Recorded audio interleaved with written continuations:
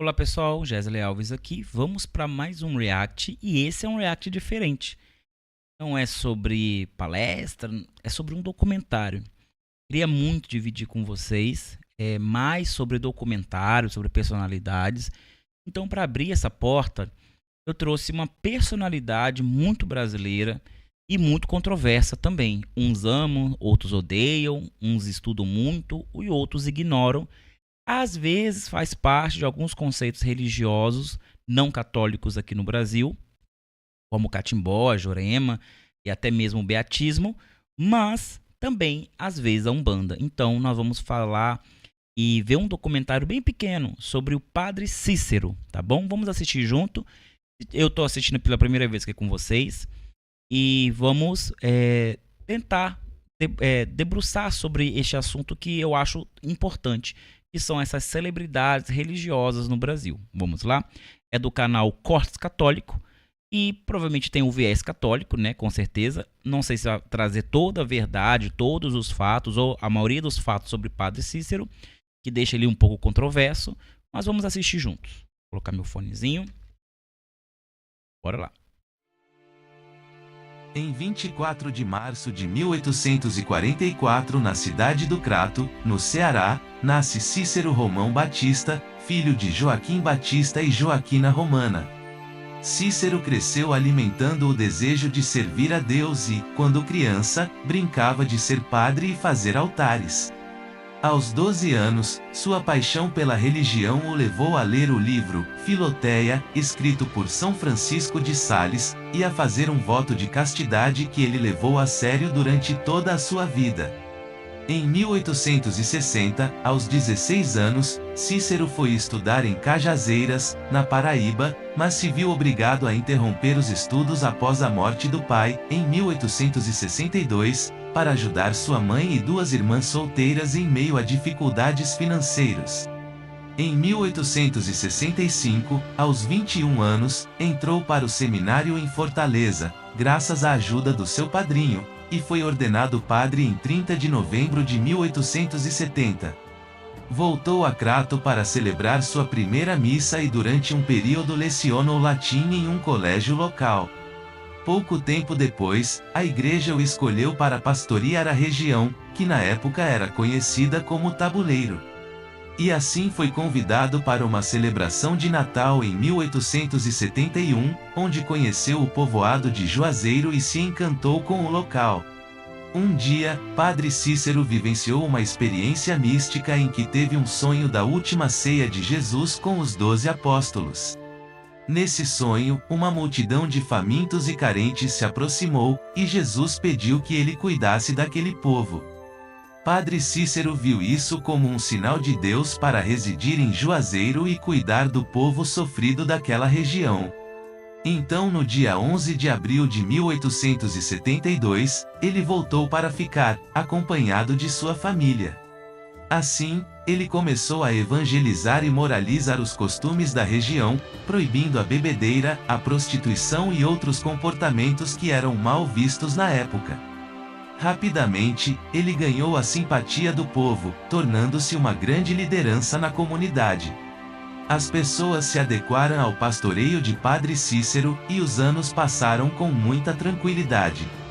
Em um período de grande seca, Padre Cícero fez uma promessa ao Sagrado Coração de Jesus de que, se a seca acabasse, ele construiria uma grande igreja em honra a Jesus.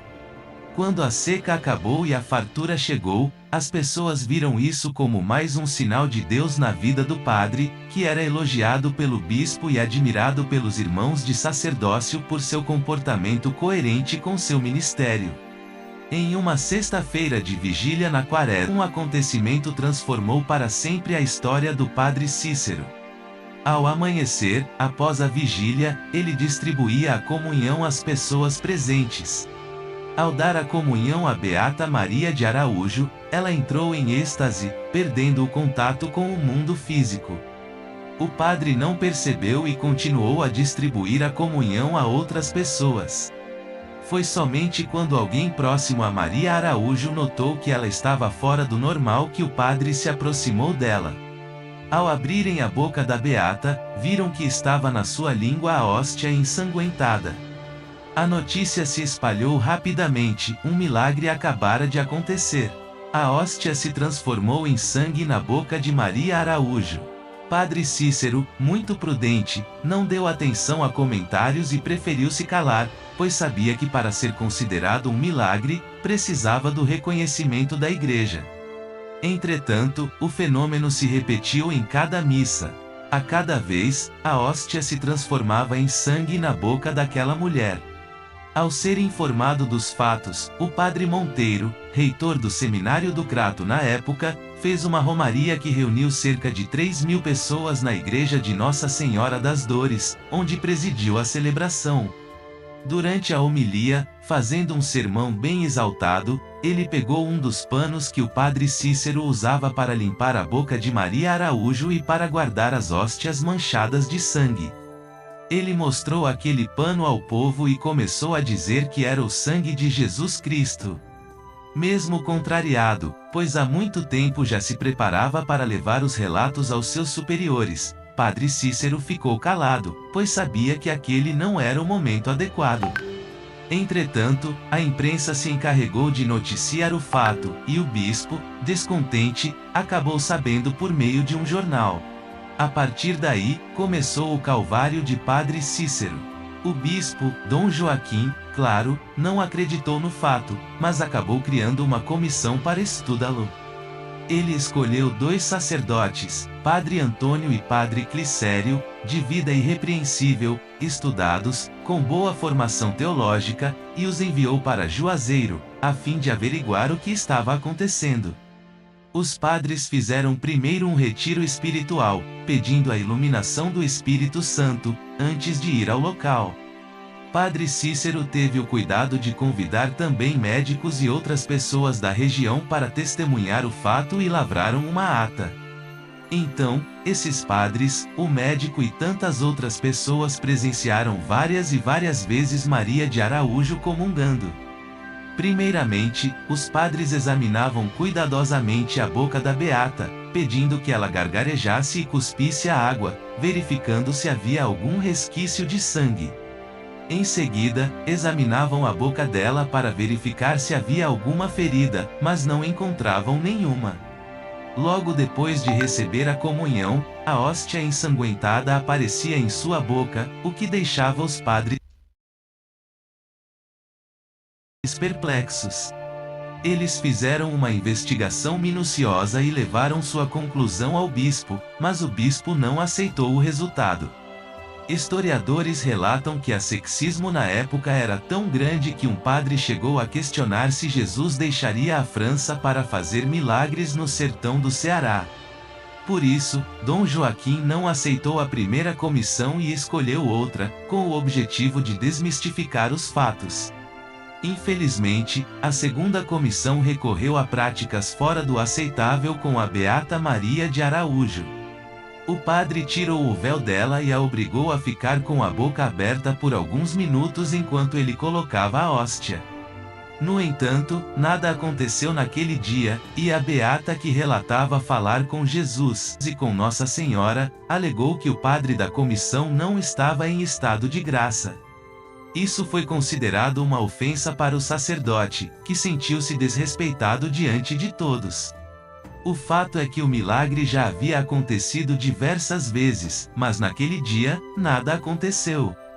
A segunda comissão voltou para Fortaleza com um parecer diferente, afirmando que tudo não passava de mentira. A partir daí, começou o maior de todos os calvários do padre Cícero, que foi suspenso de sua ordem e proibido de celebrar qualquer ato religioso. Além disso, as pessoas que buscassem batizar seus filhos com o nome de Cícero ou Cícera não receberiam o sacramento do batismo. O sacerdote sofreu muito, mas nunca se levantou contra a igreja. Ele foi exilado e obrigado a deixar Juazeiro e sua mãe, mudando-se para Salgueiro, em Pernambuco. Mas a perseguição continuou e surgiu acusações de comunicação com Antônio Conselheiro em Canudos e uma suposta tentativa de preparar uma guerra civil. O padre que o acolheu chegou a enviar uma carta para o bispo negando as acusações. Padre Cícero, com a ajuda de amigos, foi até Roma para se reconciliar com a Igreja e pedir permissão para exercer seu ministério novamente. Depois de muito tempo em Roma, o Papa Leão XIII permitiu que Padre Cícero tivesse seu ministério restituído e voltasse a celebrar missas. Ao retornar ao Brasil, Dom Joaquim, que continuava bispo da região, proibiu o Padre Cícero de celebrar em Juazeiro. No entanto, o sacerdote continuou a celebrar em outras capelas de povoados próximos, e a multidão seguia em procissão para acompanhar as celebrações. Entretanto, as calúnias e difamações não cessaram e acabaram chegando aos ouvidos do bispo. Como resultado, Padre Cícero foi suspenso da ordem pela segunda vez. Em determinado momento, o bispo o obrigou a subir em um palanque para negar os fatos de Juazeiro diante de todos. O padre, com o coração pesado, leu o texto preparado previamente para ele e negou tudo o que havia acontecido. Mas, apesar de sua negação pública, ele sabia que não podia negar a verdade em seu coração. A multidão começou a protestar contra a injustiça e maldade do acontecimento, mas o padre optou por obedecer. Em um dia posterior, alguém perguntou a ele sobre os milagres de Juazeiro, e ele respondeu que não poderia negar o que tinha visto e vivido, mas que, se a Igreja havia condenado, ele também condenava. De fato, o Vaticano acabou condenando tudo e enviou punições tanto para o Padre Cícero quanto para a Beata. O bispo, por sua vez, escreveu várias cartas pastorais que foram enviadas para toda a arquidiocese, manchando a reputação do padre.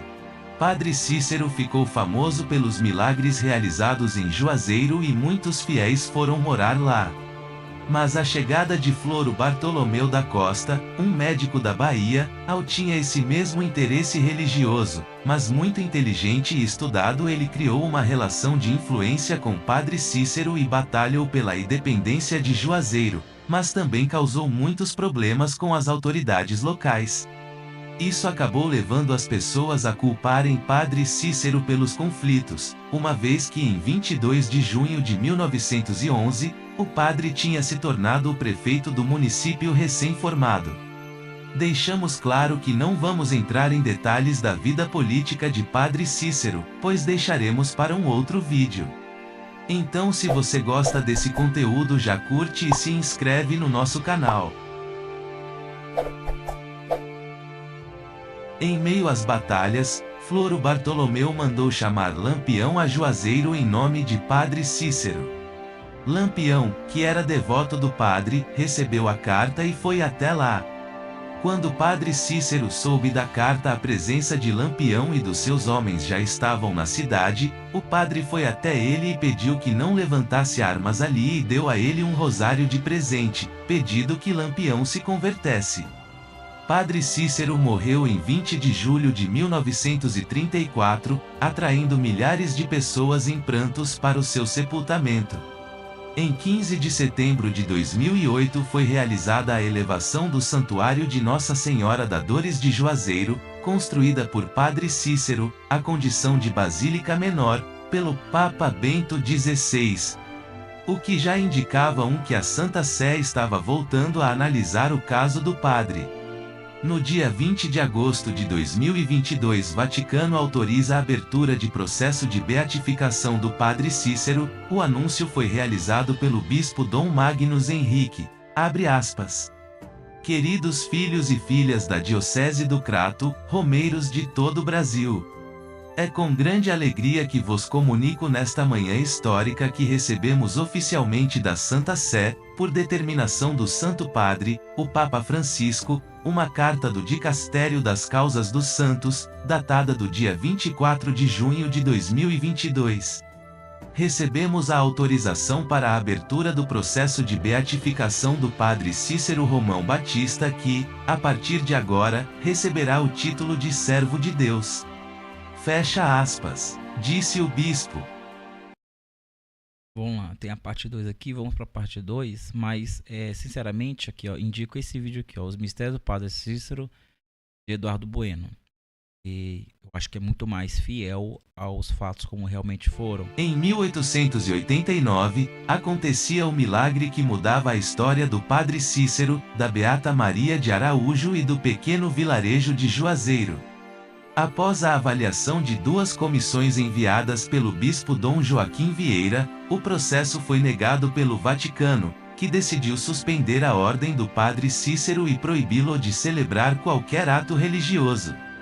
Ele chegou a dizer que a igreja que o perseguia no futuro iria tomar sua defesa. O fato é que o povo acreditava plenamente no milagre e não parava de fazer romarias para Juazeiro. O pequeno povoado crescia de forma incrível, pois muitas pessoas decidiam morar lá para ficar perto do Padre Cícero. Padre Cícero sentia-se responsável por cuidar, educar, alimentar e ensinar o caminho de Deus àquele povo, até porque acreditava que essa era a missão que Jesus lhe confiou naquele dia em que sonhou com Cristo e os apóstolos. No entanto, a chegada do médico baiano Floro Bartolomeu da Costa em 1908 não tinha esse mesmo intuito. Sendo um homem muito prático, sua intenção em Juazeiro era explorar as minas de cobre. Chegando lá, descobriu que grande parte das terras ricas em minério estavam sob a posse do padre, que as recebia em doação ou como pagamento de promessas. Floro, muito inteligente e influenciador, notou a oportunidade de se aproximar do Padre Cícero e conquistar seus objetivos, e assim o fez. Ele percebeu que o povoado já tinha um tamanho considerável e já poderia se tornar uma cidade, tendo aí a oportunidade de atuar na política, avançando sua influência sobre o Padre Cícero e sobre o povo. Trabalhando noite e dia, com muito afinco, em 1911, ele foi o principal responsável pela campanha de emancipação de Juazeiro, unido a outras pessoas que tinham o mesmo interesse, destacando principalmente a figura do Padre Alencar Peixoto, e sua influência sobre o Padre Cícero só crescia. Alcançada a emancipação política, tanto Floro quanto o Padre Peixoto, que possuíram papéis fundamentais nesse feito, desejavam ser o prefeito, criando assim uma grande tensão e o surgimento de 2 grupos que dividiam a cidade. Percebendo que aquilo ia gerar confusão, em 22 de junho de 1911, Padre Cícero foi nomeado prefeito do novo município, tentando evitar qualquer conflito e buscando ajudar o povo segundo os mandamentos de Deus. O Padre Peixoto se revoltou com a decisão do Padre Cícero e se tornou inimigo de Juazeiro e do padre, chegando até a escrever livros falando mal do lugar, de Floro e do padre. Com isso, Floro ganhou ainda mais prestígio e aumentou sua influência sobre o povo, sendo praticamente o braço direito do Padre Cícero, chegando a construir juntos ferrovias, açudes, escolas e melhorando as condições de trabalho. Contudo, desejando ainda mais poder, Floro chegou a escrever cartas para diversos líderes políticos, incluindo governadores, com a assinatura falsa de Padre Cícero, o que gerou muita confusão e desconfiança dos demais políticos para com o padre. A inveja também crescia no meio deles, pois Padre Cícero conseguia fazer a cidade avançar com muita facilidade mesmo com poucos recursos. A inveja, juntamente com toda a confusão que Floro gerava com suas cartas, fez os políticos começarem uma trama contra Juazeiro e o padre. Em 1914, o governador Franco Rabelo, inspirado no que aconteceu em Canudos, ordenou que o exército invadisse Juazeiro e destruísse a cidade, com ordens claras de matar Padre Cícero. A notícia logo se espalhou e o povo nordestino em peso foi a Juazeiro defender Padre Cícero. Querendo evitar mortes, o padre pediu que o povo rezasse e confiasse no rosário de Nossa Senhora, mas o povo sabia que era necessário uma ação maior por parte deles, já que Franco Rabelo tinha mandado o exército com a melhor artilharia brasileira da época. Floro Bartolomeu mandou chamar Lampião a Juazeiro em nome de Padre Cícero. Lampião, que era devoto do padre, ao receber a carta de imediato foi até lá. Quando Padre Cícero soube da carta, Lampião e os seus homens já estavam na cidade. O padre foi até ele e pediu que não levantassem armas ali e deu a ele um rosário de presente, pedindo que Lampião se convertesse. A resistência, convocada e liderada por Floro, reuniu fiéis, camponeses e cangaceiros. Fizeram uma enorme vala no entorno da cidade que impossibilitou a entrada do exército. O valado do Juazeiro tinha cerca de 7 metros de largura, 3 metros de profundidade e 14 quilômetros. Isso tornou a cidade inatingível. Dentro dele, estavam homens armados com espingardas, machados, foices e instrumentos rudimentares. Ou seja, uma trincheira, né? Já só vê essa estratégia na Primeira Guerra Mundial. Enquanto as mulheres ficavam em suas casas ou na igreja rezando o rosário. Sem morrer ninguém, ou sequer lutar, as tropas foram derrotadas. Dom Joaquim ficou sabendo do ocorrido, possivelmente de forma equivocada. Ele escreveu uma carta para o anúncio apostólico, que encaminhou para o Vaticano. Essa carta dizia que Padre Cícero tinha se tornado um político, que estava ficando rico, que promovia guerras matando pessoas e que liderava uma comunidade de fanáticos. O Vaticano, tomando conhecimento disso, enviou um decreto de excomunhão destinado ao Padre Cícero. Dom Quintino, o bispo do Crato na época, recebeu o decreto de excomunhão do Padre Cícero, que era seu amigo e sabia de tudo o que estava acontecendo, pegou o decreto e o engavetou por quase um ano. Padre Cícero nem chegou a tomar conhecimento desse decreto que estava arquivado com Dom Quintino, que, após esse período, decidiu enviar uma carta de esclarecimento ao Vaticano, dizendo que tudo não passou de um equívoco e que o padre era um homem fiel aos mandamentos do Senhor. Após a vitória do povo juazeirense, Floro teve sua posição de defensor e representante da região de forma incontestável, sendo eleito deputado federal. Começou a levar para Juazeiro muitas coisas que eram desaprovadas pelo padre, como baile de carnaval, jogos de azar, entre outras coisas. Quando o padre ia falar com ele, dizendo que aquilo estava errado, Floro se irritava, chegando a dizer a seguinte frase: "Velho caduco, cuide dos seus romeiros idiotas, que dos negócios cuido eu. Padre e merda pra mim é a mesma coisa." Padre Cícero, que não promovia o ódio, se recolhia, triste, em silêncio e oração, recomendando-se a Nossa Senhora das Dores. Em 20 de julho de 1934, morre Padre Cícero Romão Batista, sem a restituição da sua ordem, porém atraindo milhares de pessoas em prantos para o seu sepultamento.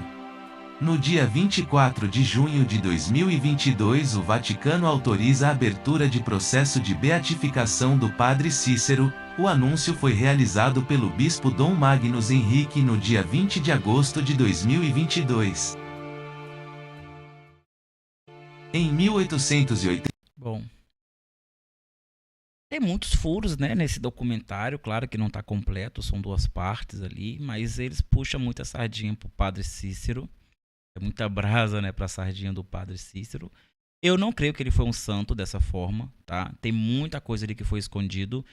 Aconselho a assistir o especial do Eduardo Bueno sobre o Padre Cícero, mas de fato, gente, a gente busca a perfeição nas pessoas, principalmente pela essa mentalidade católica de santificar as pessoas, e a gente pensa que aquela pessoa foi perfeita a vida inteira. Só que não, né?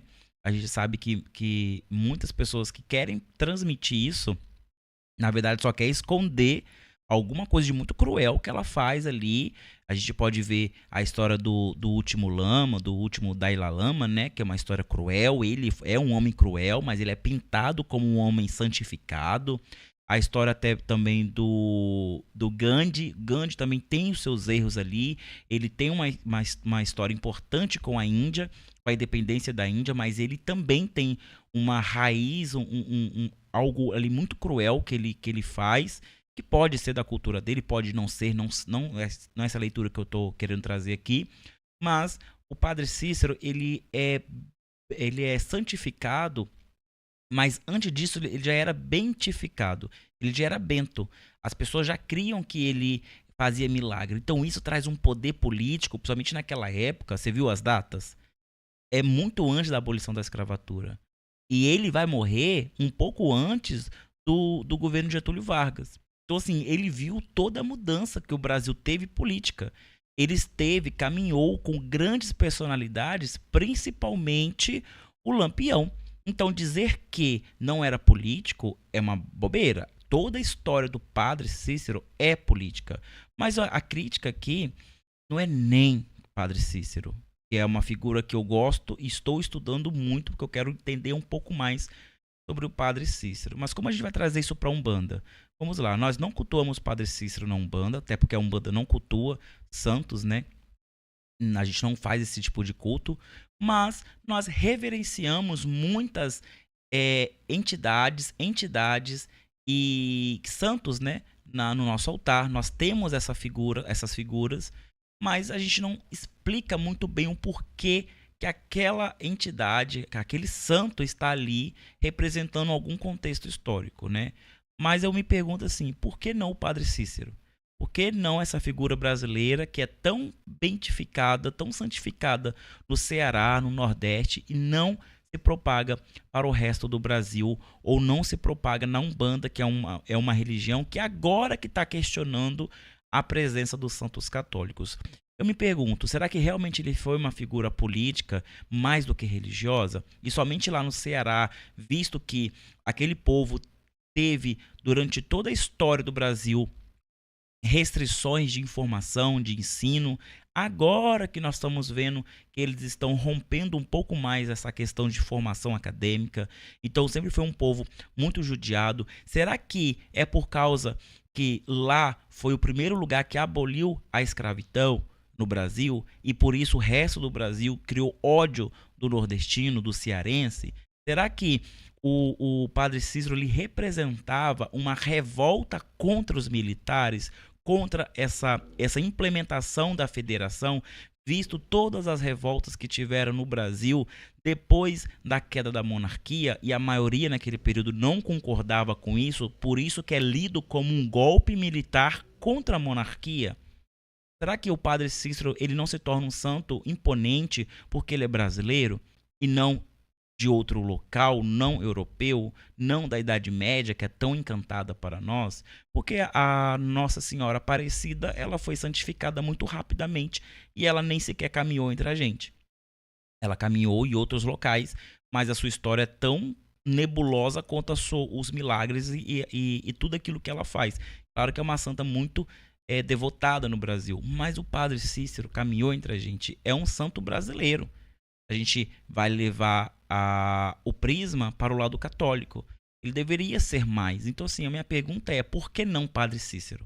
Por que não essa pessoa que lutou pela libertação de muitas pessoas no Ceará? Não só africanos que estavam ali escravizados, não só os próprios nordestinos. Ele se envolveu em várias guerrilhas. Ele tentou defender muitas vezes o pobre, o oprimido. Claro que ele teve os seus erros, como todos nós tivemos, mas ele, pelo menos na minha visão, ele estava tentando. Aí eu me pergunto, por que não essa pessoa ela é lembrada nas Umbandas? Tira a parte católica, que do nosso ódio contra a Igreja Católica. Vamos tirar isso, vamos olhar para a personalidade dele. Ele estava jogando o jogo da época, que era ser padre, que era ser católico. Então, por que não nós não lembramos com carinho dessa pessoa em nossos terreiros? É uma coisa que eu trago muito, eu ando refletindo muito sobre isso. E essa nova onda, né, de Umbanda está trazendo uma Umbanda que umas pessoas que assim, vamos rever as coisas, tá? Vamos rever, vamos tirar. Não gosto dessa coisa de tirar. Vamos tirar o Santo Católico, vamos tirar isso, vamos tirar aquilo. Tá, a Umbanda já está nua. A Umbanda já está nua. Por que não usar desses símbolos e trazer mais símbolos para educarmos o umbandista, para educarmos o macumbeiro? Por que não usar daquele altar, igual tem o meu altar dos santos aqui? Cada santo daquele traz uma parte da história do Brasil. Por que não pegar essa entidade que foi o padre Cícero, legítima brasileira, e contar a história do Ceará? contar a história abolicionista que ocorreu no Ceará, contar sobre a guerrilha que era de Lampião e Maria Bonita. Nós não sabemos essas coisas, nós não nos interessamos nessas coisas. Será porque não é um orixá? Será que é porque não é cósmico? Será que porque não é hypado na internet? Devemos parar, porque nós estamos soterrando muito da nossa história. Nós estamos ignorando coisa que poderia estar nos edificando justamente por mero ódio, mera ignorância. Eu falo, o padre Cícero, ele foi uma personalidade importantíssima para a história do Brasil e ainda é, principalmente para o cearense, mas nós não podemos negligenciar os seus erros, mas devemos olhar para a sua história e aprender com ela. Tudo é política, você viu? Ele formou prefeitos, vereadores, ele formou deputados federais e levaram para lá a sua ideologia católica, reprimindo o carnaval, reprimindo tudo aquilo que eles não concordavam que era a lei do Senhor. Se isso não é política, é religião, mas as duas coisas estão conectadas. Quanto é que o povo do axé, o povo do saravá, o povo do branco vai levantar para entender que existe política dentro dos terreiros e essa política ela tem que ser externizada e nós temos que levantar os nossos semelhantes para termos representantes lá. Hoje a gente vai ficar discutindo isso até quando e não vamos deixar eles tomar todas as bancadas para si e fazer o que quiser com os nossos terreiros. E quando nossos terreiros sofrerem, todo mundo vai abafar. Porque ninguém quer saber sobre dor de macumbeiro, ninguém quer saber sobre depredamento de terreiros. Temos espertos, tudo é política. Até mais.